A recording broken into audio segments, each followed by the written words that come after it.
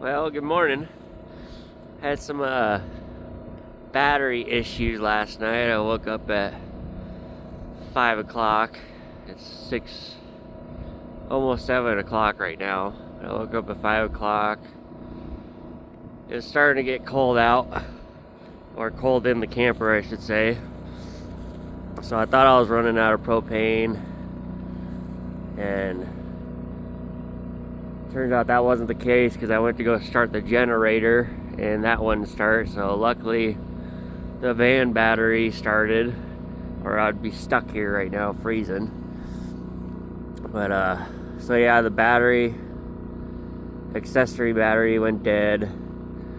So I looked and there's only one battery in there. I don't know if that's standard or what, but definitely gonna have to upgrade that like right away. There's the moon. But yeah, I'm gonna have to upgrade to at least 2 to 3 batteries to make it through the night, especially in the winter time. I mean, like I said, it's been pretty year, but I gotta prepare for next year, especially if I'm gonna be roofing with employees. So gotta get that fixed. Still not a big fan of the propane tank being mounted in the camper, because I was above half and now I'm in between half and a quarter, which I know that's probably not much usage, but it wasn't very cold out either. So well, it looks like you can't see my face, so I'll turn the...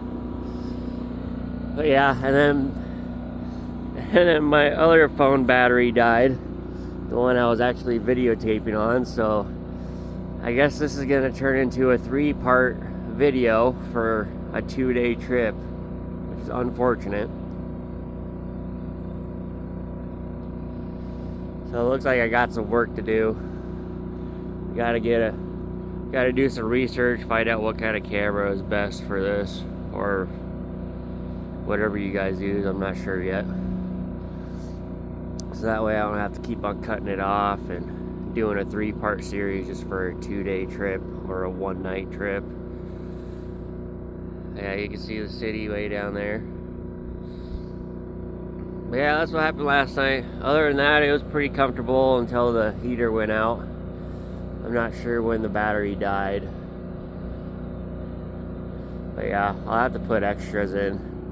I got one extra at home from my last camper. So I'll have to throw that in, make sure there's room for extra battery. If not, I'll have to reroute it underneath the couch or something. So yeah, that's all I got for you this morning. My dogs are out roaming around.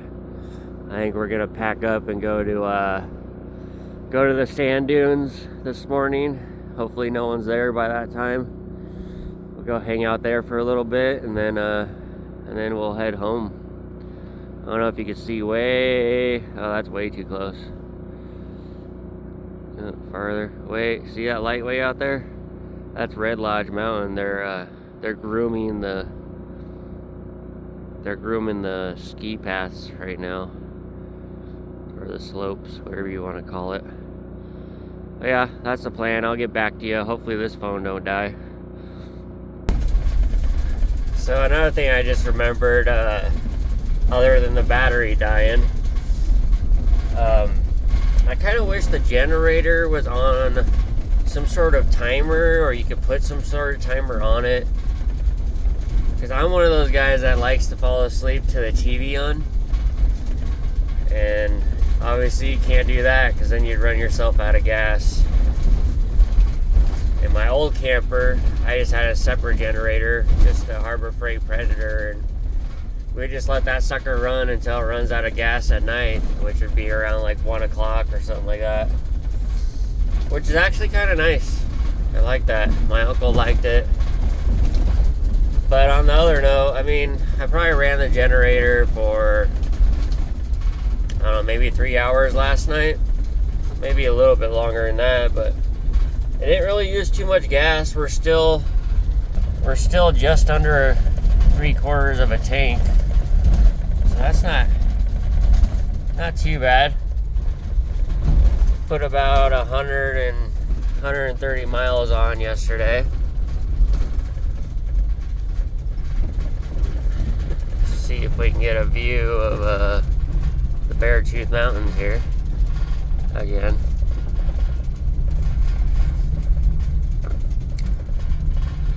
So yeah, like I said, I got a lot of work I need to do to this thing before I take it out again next. Obviously, I need to change all the oils, check them all. It probably wouldn't hurt to do a transmission filter and service on it, since I doubt anybody has ever done that, since the fluid was low when I got there. So I'll have to change all the fluids out. Probably the rear diff too. That's probably never been done. And when something weighs this much, you got to do it pretty religiously. Unless you want to buy a new axle. I mean, that's up to you at that point. So yeah, I got some things to go over, and this making videos will help me, because then I can watch them and find out what I need to do if I forget, like the batteries. And I know there's some kind of adapter for the propane tanks, so that way you could hook up your own exterior propane tanks, because I got 2 brand new 30-gallon propane tanks at home from my last camper. And when I was using those, I mean, and it was colder last winter, I would probably make it a whole week just on those, letting the heater run 24/7.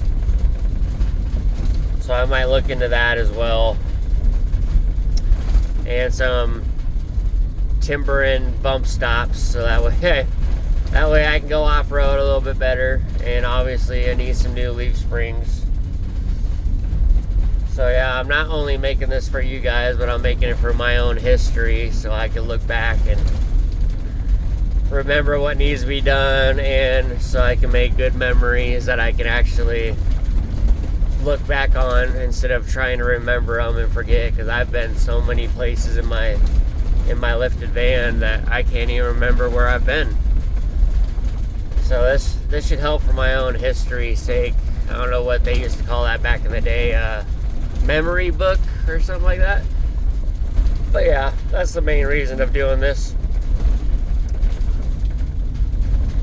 Oh, I got a little heartburn this morning. But yeah, that's pretty much it for now. I might show you. Can't really see it. It just looks like dirt to you guys. Yeah, these windmills never used to freaking be here either.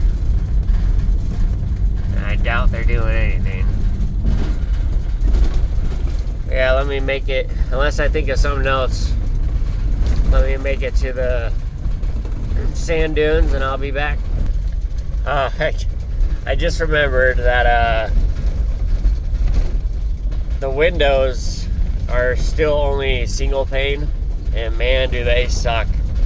All night I felt a wind draft coming through the bedroom window. I mean, it was like there was a hole in the window or something. So I'll eventually have to upgrade them to dual pane. Obviously I'm going to look at it and make sure that, I'm pretty sure it wasn't cracked open. I checked them. Could have swore I checked them last night. I don't know. I'll have to double check it. But yeah, these single pane windows, they suck. But I also started counting how many windows are in here. And there's not much, since there's not a front window or a back window, which is kind of nice.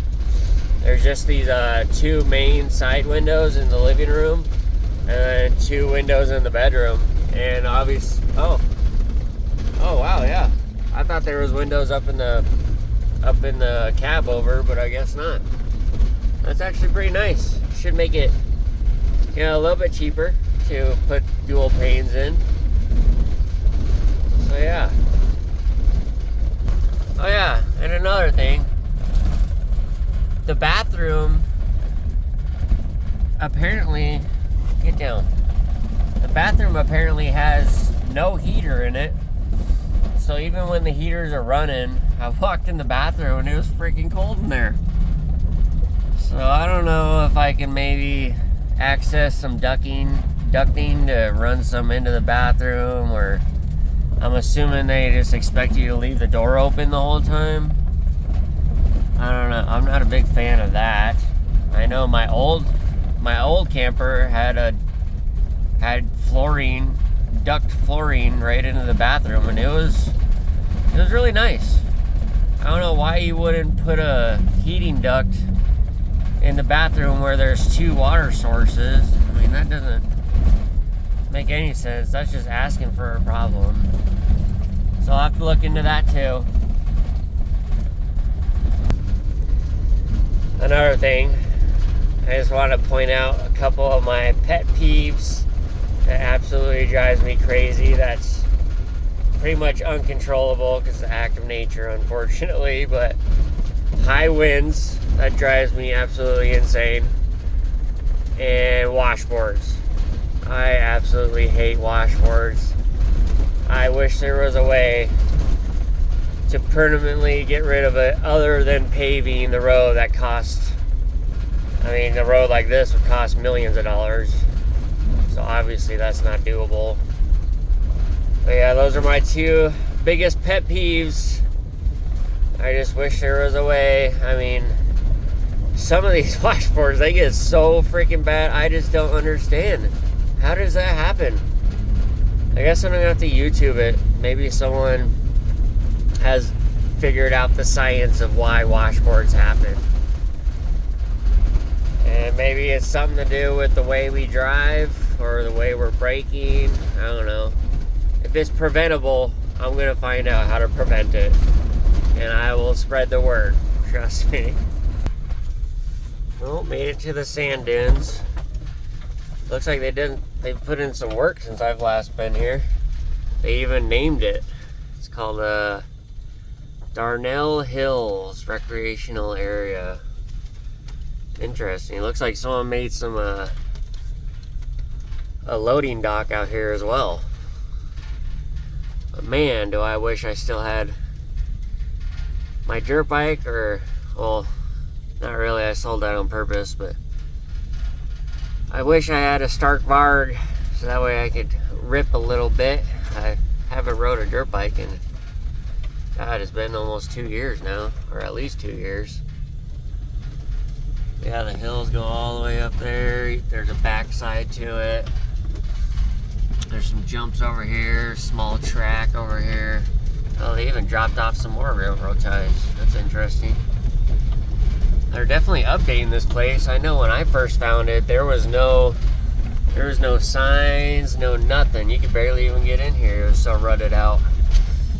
I kind of miss it like that. Because that way nobody knew about it. It was almost like me and my friend's private little hill to ride. But that's alright. Nothing wrong with sharing. Only problem I got is I gotta share with my dogs, and like I said, they're not very friendly with other dogs. So at least they didn't used to be. He's friendly with any dog, but her, I don't know. Ever since she got her first heat cycle, I used to take her to the dog park all the time, and she'd be fine. But ever since she got her first heat cycle, it just hasn't been fun. Oh wow, they even put RV spots here. Wow, that's fancy. I guess we'll be pulling into one of them, huh? That's kind of nice. Alright, let me get her stuck into one of these and I'll get back to you. Yeah, these RV parking spots are really nice now. And they got it set up perfectly where the door just exits right to the table. I'm digging it. Might have to start coming here more often once I get a bike.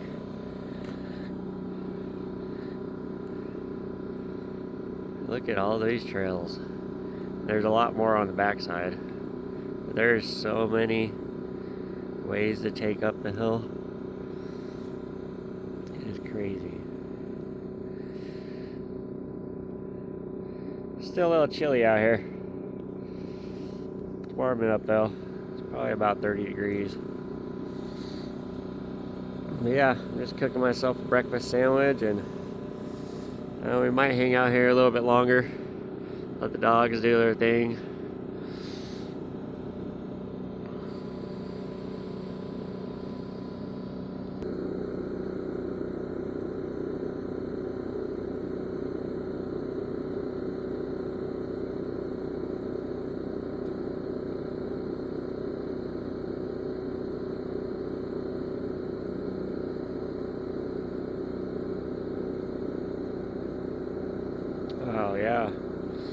do remember those jumps though, right there and there.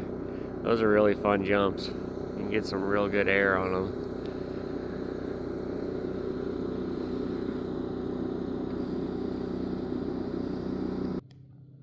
Figure I'd show you guys the dogs running the track. As you can see, they're already kicking up dust. Yeah, the track idea is not too bad. It's just sandy, so it doesn't stay for too long, unfortunately. But someone's been out here doing some work. Got a tabletop there, another one there. I'm standing on one. A nice berm. Yeah. I also wanted to give a shout out to, I believe it's Wild RV Life or Wildlife RV.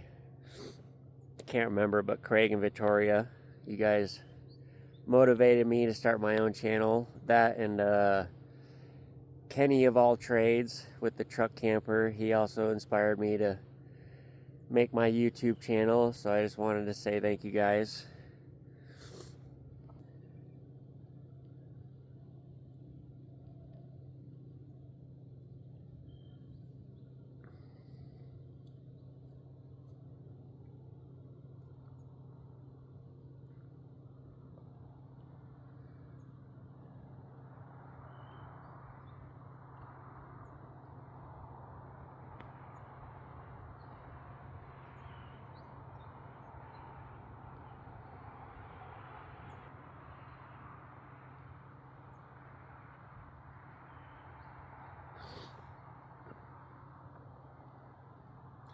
It's like a mixture of the Badlands and the high desert out here. And my buddy almost fell in that hole in his dirt bike once. That was pretty funny.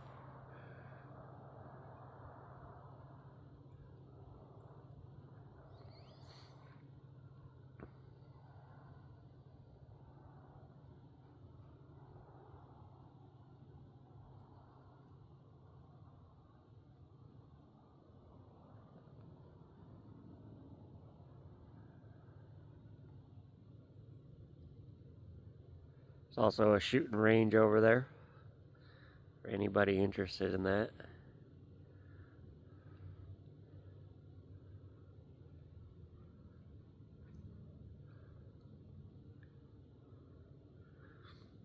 Just giving you a 360 view here.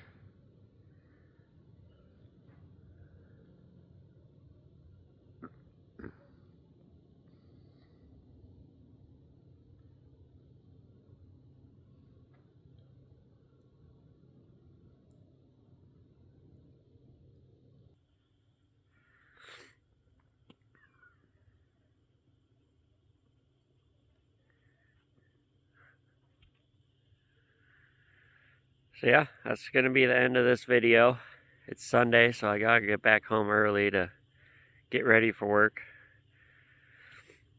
But on that note, I'll see you guys later.